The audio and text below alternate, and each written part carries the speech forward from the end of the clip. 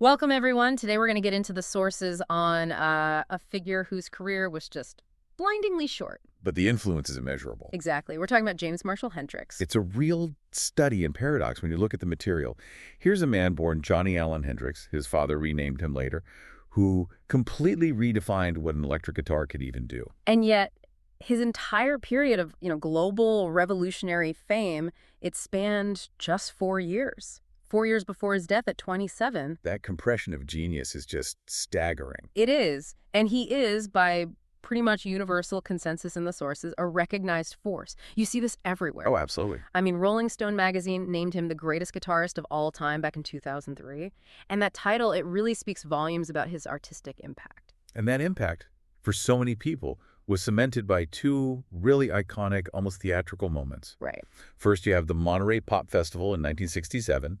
That's where he famously set his guitar on fire. An image that's just burned into rock history. Literally. And then, of course, the second moment is his performance at Woodstock in '69, which really became the defining sound of that entire counterculture era. What I find so remarkable, looking through the sources, is that this level of innovation came with a complete lack of formal training. Yes, the sources are unanimous on that. He was entirely self-taught, learned everything purely by ear. He couldn't read or write music notation? Not at all. He taught himself everything he did. And you can see that unique approach in the iconography of his playing setup. The famous guitar? The famous guitar. He's a left-handed player, but he played a right-handed Fender Stratocaster. Which he just flipped over. Flipped it over, restrung it in reverse order. Yeah. And that physical manipulation, it had technical consequences that directly contributed to his unique tone. Let's unpack that for a moment because it's so important. Most players would just buy a left-handed guitar. But by reversing a right-handed Stratocaster, the whole relationship between his hand, the strings, the pickups, it all changed. It did. And it creates, well, three main effects that listeners often pick up on subconsciously as that Hendrix sound. Okay, what's the first? First is the change in string length and tension. So the longest bass string, the low E, is now wrapping around a shorter part of the headstock. This gives it a slightly looser, slinkier feel. Right. Meanwhile, the treble strings are now stretched over the longer side, making them a bit tighter. That little difference changes how you can bend the strings. Okay, and the second effect? That has to do with the bridge pickup. It's slanted on a Strat. It usually slopes up toward the bass strings on a right-handed guitar to give them more brightness. So when you flip it, the slant is reversed. The higher frequencies on the treble strings, the B and high E, are now picked up closer to the neck, which gives them a warmer, rounder tone. And the bass strings get a sharper, more defined attack near the bridge. It's a complete tonal flip. His signature sound wasn't just distortion then. It was a physical consequence of him fighting the instrument's design. Exactly. And the third effect is the controls.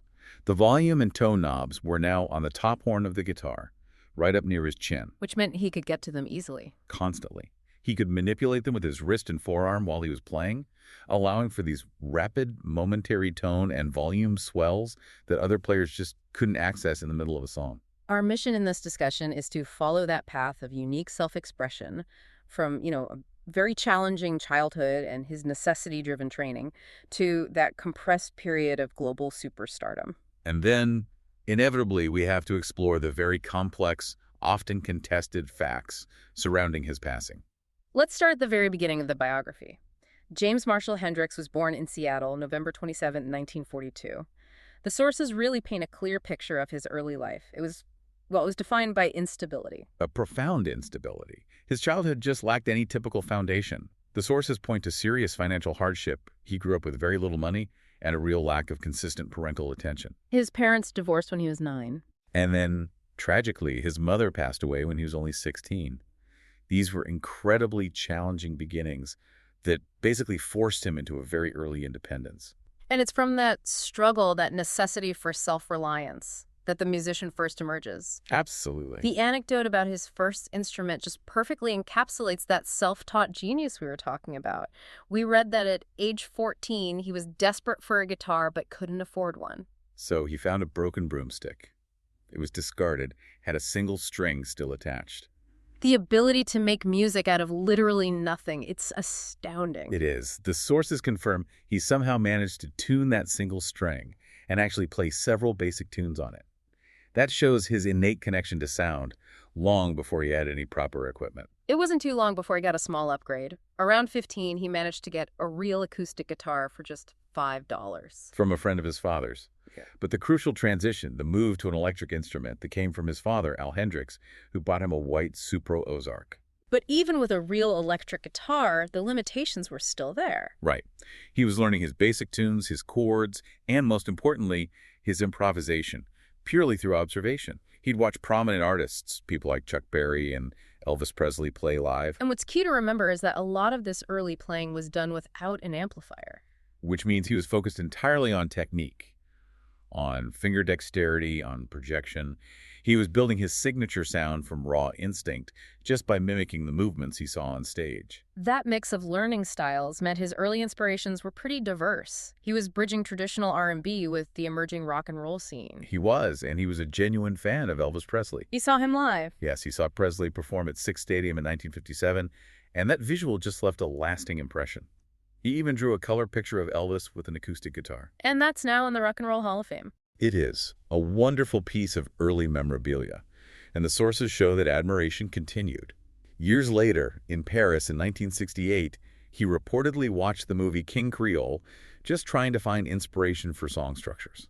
But the deep foundation, the real technical bedrock of his style, that was firmly rooted in the blues. Oh, absolutely. We know he admired famous blues musicians like Muddy Waters, Bo Diddley, Lightning Hopkins.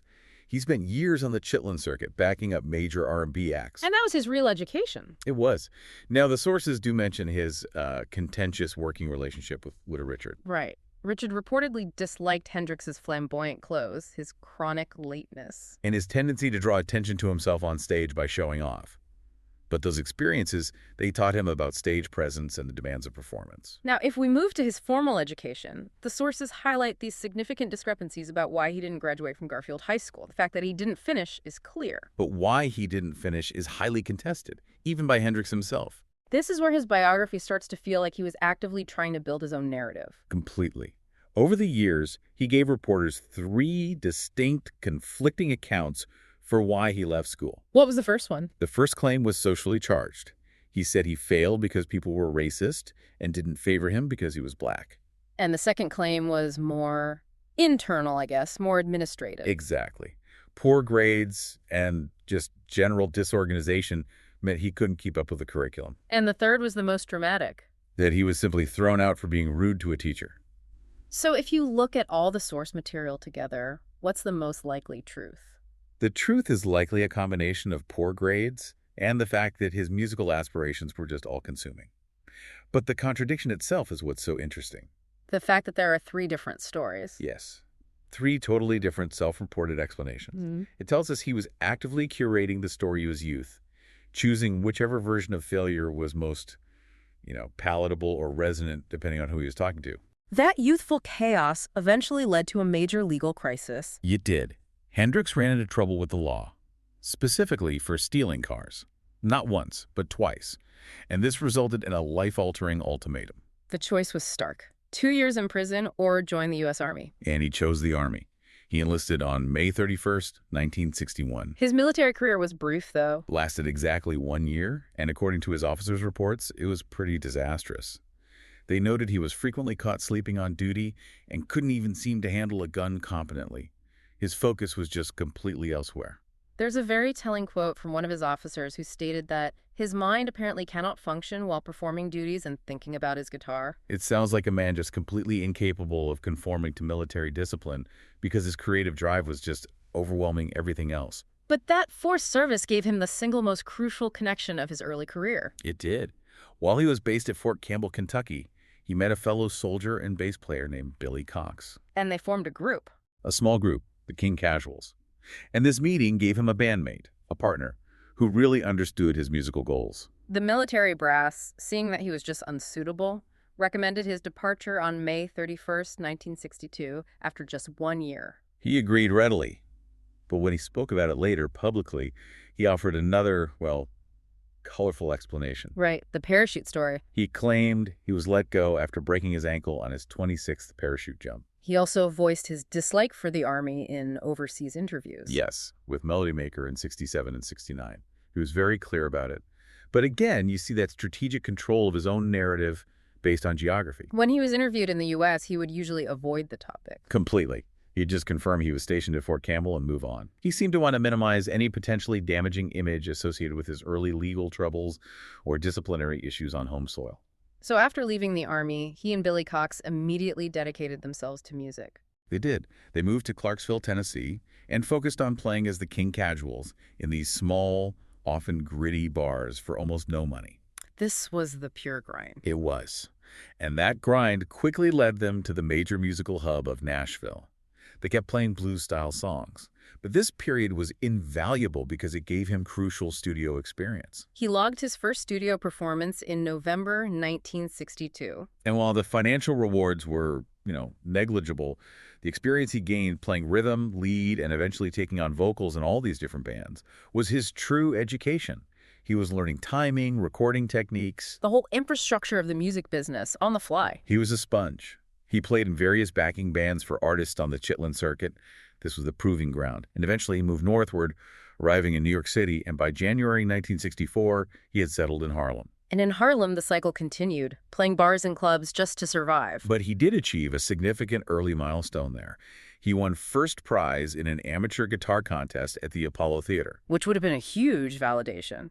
A massive confirmation that his talent was rising above the noise of that local scene. So by 1966, he felt confident enough to formalize his own group. Yes, Jimmy James and the Blues Flames. They played a residency at places like Café Wah in Greenwich Village, really developing their sound. The sources note he recruited local musicians, including one 15-year-old boy named Randy, who was just awed by his abilities. And the story of his breakthrough is just this incredible piece of rock and roll serendipity. It really is. During this time, he met and befriended Linda Keith. The girlfriend of Rolling Stones guitarist Keith Richards. Exactly. And she saw his raw, undeniable talent immediately. She essentially became his champion. She's the one who introduced him to Chess Chandler, the manager for the successful British band The Animals. Chandler was looking for new talent, but he gave Hendrix a very specific test. a contract requirement. Right. It was simple but crucial. Chandler asked him to write a rock version of the traditional folk song, Hey Joe. This gave Hendrix a clear commercial mandate. And when Hendrix delivered, Chandler was convinced. He brought him straight to London to sign a contract. And this was the pivot point. In London, away from the familiar structures of American R&B, he was free to completely redefine himself as a global rock star. The formation of the new group was immediate. And that band was christened the Jimi Hendrix Experience. With Mitchell on drums and Noel Redding on bass. And the sources are precise that the name, the Experience, was actually chosen by their business manager, Mike Jeffrey. It wasn't Hendrix's idea, but the template for that iconic power trio was complete. So now we move into the core of his recorded legacy. 3 studio albums released in just over a year that fundamentally altered the sound of popular music. We really need to get into the granular detail here. This is where the technical innovation just exploded. Let's start with the debut, Are You Experienced, from 1967. It was an immediate phenomenon upon its release in May of '67. It reached number 2 on the charts in the UK, which established their presence before they had even really cracked the American market. The sound of it was a total shockwave. It introduced the world to his pioneering use of electronic effects. The fuzz phase pedal for that heavy distortion, but most importantly, the controlled use of feedback. Which before Hendrix was just considered noise. Exactly. It was a mistake engineers tried to eliminate. But Hendrix treated feedback as a musical element, a sustained note you could manipulate by physically moving around the amplifier. Creating these long, soaring, almost vocal tones. It was revolutionary. Yeah. It completely changed the perceived limitations of the electric guitar. And the sources confirm the instant validation he got from the British music elite. Before they crossed to America, they played their last London concert on June 4th, 1967. And the list of musicians in that audience was just astonishing. Paul McCartney, George Harrison, Eric Clapton. Jack Bruce, Brian Epstein. It was an instant acceptance by the British rock aristocracy. I mean, think about that. Clapton, who was arguably the king of British guitarists at the time, was instantly awed. And maybe even a little intimidated. Clapton later admitted he realized that what he thought was groundbreaking was about to be redefined entirely by this newcomer. And the critical praise has only intensified over time. VH1 ranked it the 5th greatest album of all time in 2001. And Rolling Stone placed it at number 15 on their list in 2003. It's considered a timeless rock blueprint. The key tracks are crucial for understanding its impact. Foxy Lady, at 3 minutes and 22 seconds, that established his blues rock swagger. Then you have Manic Depression, which is 346, showing his rapid-fire chord changes and complex rhythms, and Red House, a pure blues track showing his roots. And of course, the essential chart hits: Fire, Hey Joe, Purple Haze, The Wind Cries Mary. Purple Haze is particularly interesting. The lyrics are so surreal and psychedelic, but the sound driven by that massive, overblown distortion is pure hard rock. He was defining the genre before it even had a name. The brevity of tracks like Fire, just 2 minutes and 47 seconds, it just demonstrates the immediate explosive energy of that trio. It was raw, energetic, and completely unlike the orchestral arrangements that some of their peers, like the Beatles, were exploring. This debut was a lightning bolt. The pressure was immense to deliver a follow-up quickly, an Axis. Bold as Love arrived later that same year. It did. And commercially, it maintained the success. It reached number 3 in the US and number 5 in the UK. Technically, though, what was the big difference? The most important distinction was a deliberate adjustment to the sonic landscape.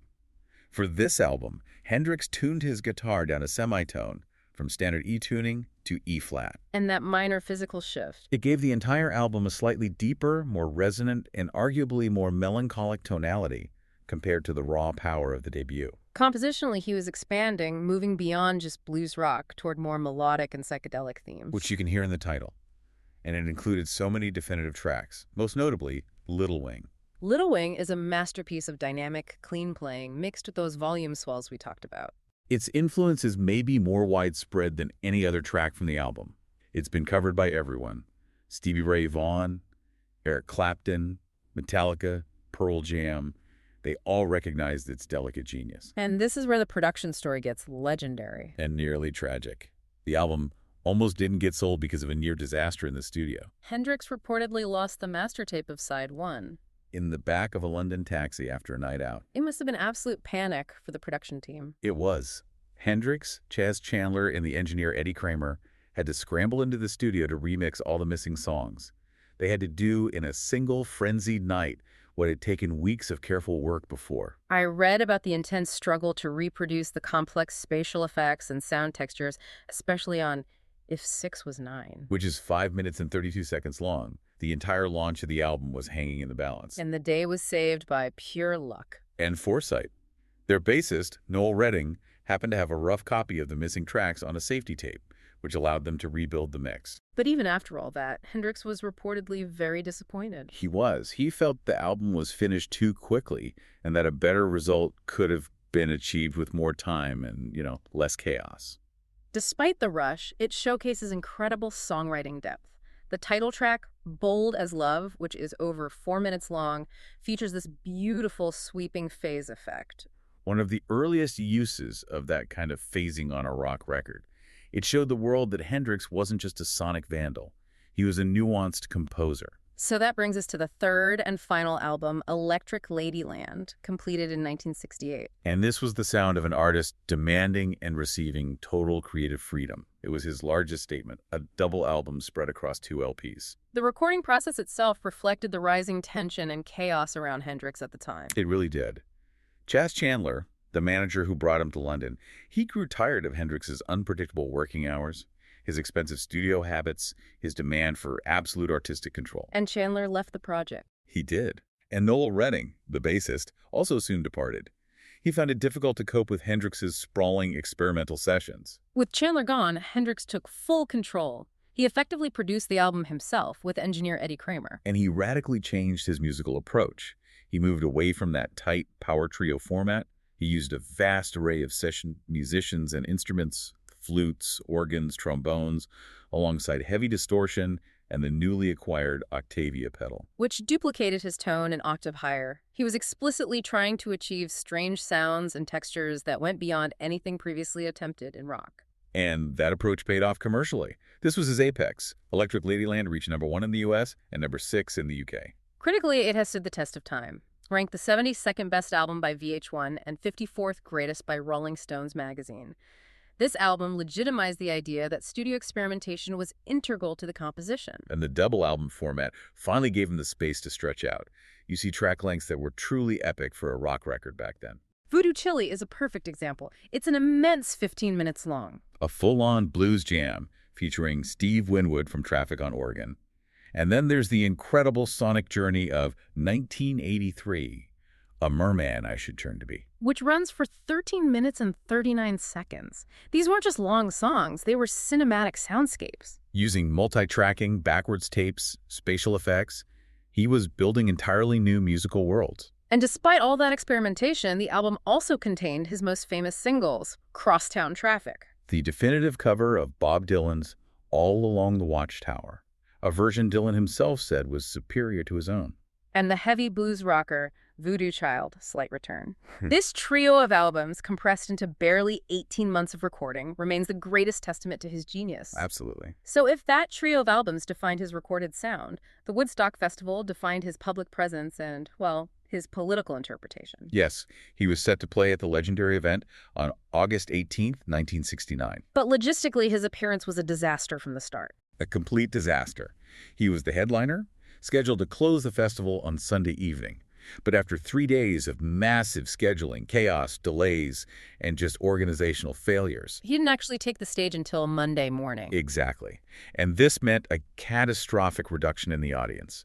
The original crowd was estimated at 500,000 people, but by the time the sun came up on Monday and he finally plugged in, Only about 180,000 weary attendees remained. many people who came specifically to see him had already left the muddy field. And compounding those logistical issues, Hendrix had basically abandoned the experience. He was playing with this massive, unwieldy new group. Gypsy Sun and Rainbows, or later, Band of Gypsies. Yeah. And the 2-hour performance he delivered was widely described by critics and in some sources as, well, awful. Why was it considered so poor? His enlarged band, which sometimes had 7 musicians, just had not practiced enough. They struggled significantly to keep pace with his rapid, complex guitar playing and his improvisational detours. So the music was just disjointed. It was.